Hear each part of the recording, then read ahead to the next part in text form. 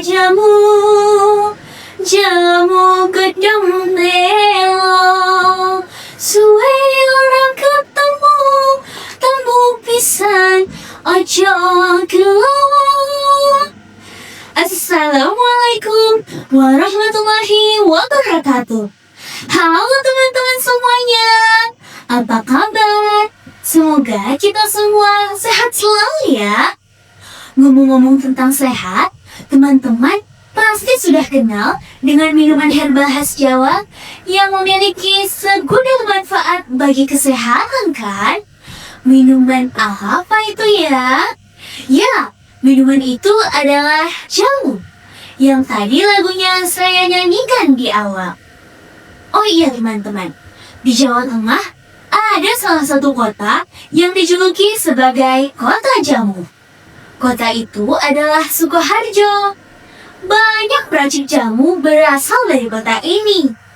Tradisi meracik jamu telah berlangsung secara turun-temurun sejak masa peradaban Mataram kuno dan tetap lestari hingga kini serta menjadi bagian dari kearifan lokal di kota ini.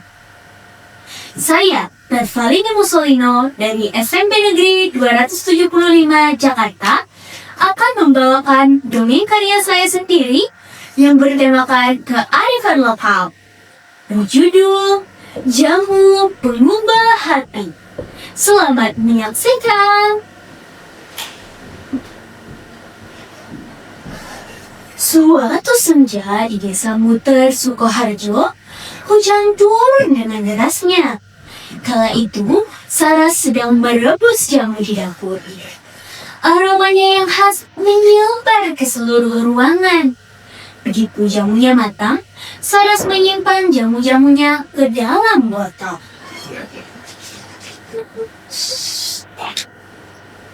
Namun tiba-tiba, tong-tong-tong, pintu diketuk dari luar. Siapa yang datang hujan-hujan begini? Gumam Saras. Ia berdiri dan membukakan pintu. Matanya berbinar-binar saat melihat siapa yang datang. Puji, Mas Dimas, ayo masuk. Ternyata yang datang adalah Bude, bibinya, dan Mas Dimas, sepupunya. Mereka dari Jakarta. Sudah lama mereka tak pulang ke Sukoharjo. Saras kembali ke dapur untuk menyuguhkan mereka 2 gelas jamu.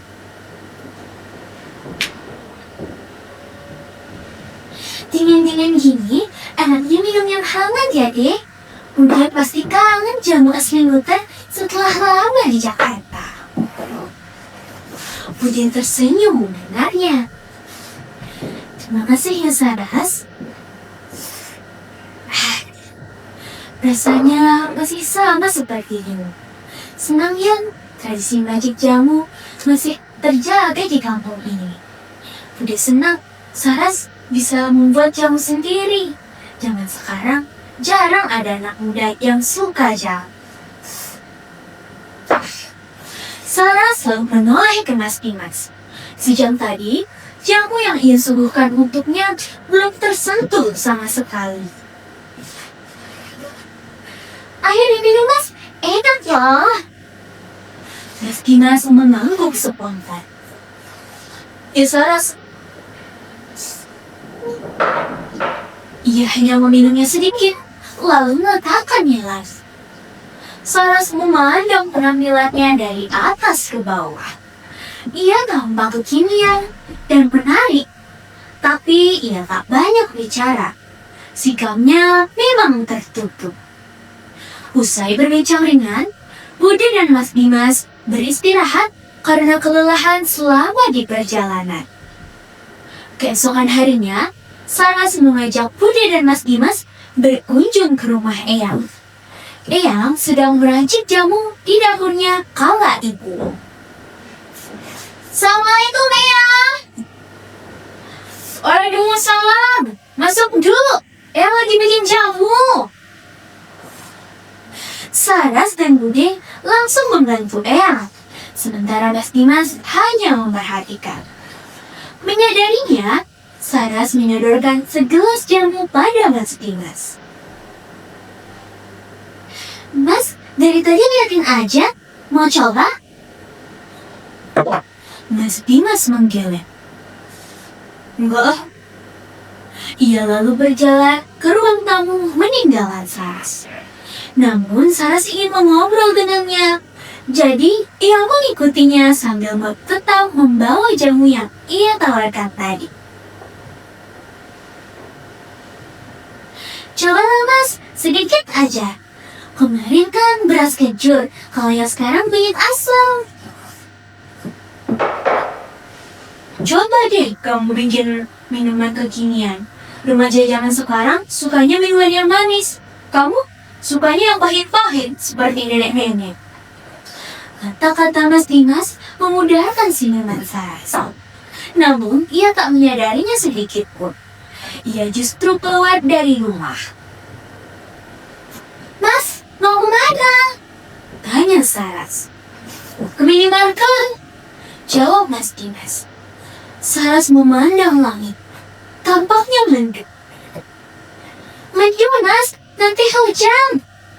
Meski sudah diperingatkan, Mas Dimas tetap pergi.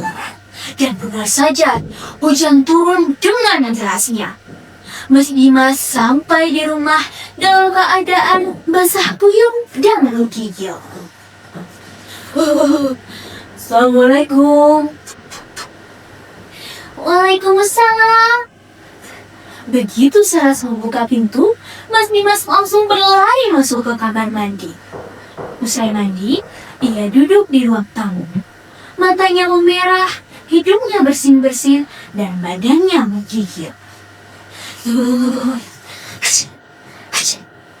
Karena kasihan, Saras membawakan segelas jamu hangat untuknya. Cobalah ini mas, bisa menghangatkan badan. Mas Dimas awalnya ragu, tapi ia meminumnya. Iya, makasih ya Saras. Hangatnya langsung menyerap ke seluruh tubuh. Maaf ya Saras, tadi mungkin kata-kataku menyakitimu.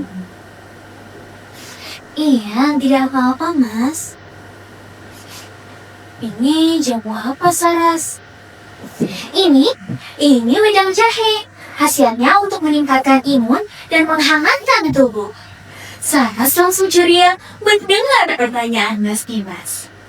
Semenjak saat itu, pandangan Mas Dimas akan jamu pun mulai berubah. Mas suka,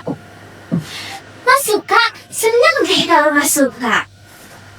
Beberapa hari kemudian, tibalah waktunya untuk Budi dan Mas Dimas kembali ke Jakarta. Saat ingin berpamitan, Saras menyerahkan sebuah tas kepada Mas Dimas. Ini buat Mas. Apa ini? Ini jamu. Ada wedang jahe, beras kencur, sama kunyit asam. Semuanya instan, tinggal diseduh. Makasih ya Saras. Bukan cuma tentang jamunya, tapi karena kamu udah mengenalkan aku sama sesuatu yang dulu aku remehkan. Senyum manis terukir di wajah Saras. Iya, sama-sama mas. Oh iya Saras, tahun depan kalau aku kesini lagi, bikinin aku jamu lagi ya. Oke, tapi harus dihabiskan ya mas. Oke, siap buat jamu. Mas Dimas dan Bude pun masuk dalam mobil. Mobil mereka melaju. Saras melambai pada mereka dari rumahnya. Perlahan-lahan mobil itu menjauh dan hilang dari pandangan. Di dalamnya, Mas Dimas terus meluk erat tas yang diberikan Saras. Demikian cerita dari saya.